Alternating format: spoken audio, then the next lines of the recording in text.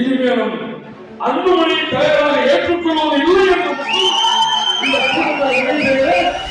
இந்த வங்கிய சமுதாயத்தை சுமந்தி வாழ்ந்து கொண்டிருக்கிற அந்த குடும்பம் இன்றைக்கும் தலைவராக முடியாது, தலைமையாக முடியாது, அதற்கான தகுதி அவருக்கு இல்லை என்பது மட்டும் பயணித்துவிட்டு இப்ப புதிய பாதையையும் புதிய தலைமையும் தேட வேண்டிய கட்டாயத்தில் இருக்கிறோம்.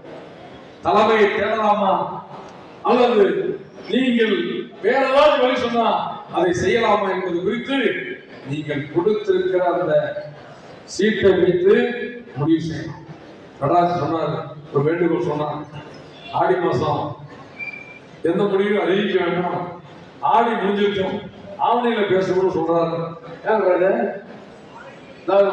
மாதம் வந்தா சொல்றாரு. சோழா சண்முகம் என்ன சொல்லுவா, நீ என்ன சொல்றியா?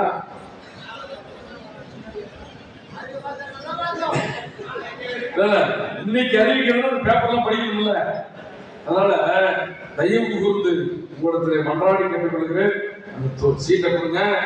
நிச்சயமாக ஆமா, நான் உங்களை ஒரு வழியிலே திணிக்க மாட்டேன். நம்ம எல்லாம் கலந்து இன்னும் தீவிரமா அலசி ஆய்வு செய்து அவன் எம்பி சதாசிவம் தலைமையில நம்மளாம் உட்கார்ந்து பேசி ஒரு முடிவெடுப்போம். ஆனால் ஒன்று மட்டும் இந்த கூட்டத்தில் வேளாக தெரிவிக்கிறேன், சொல்றோம்,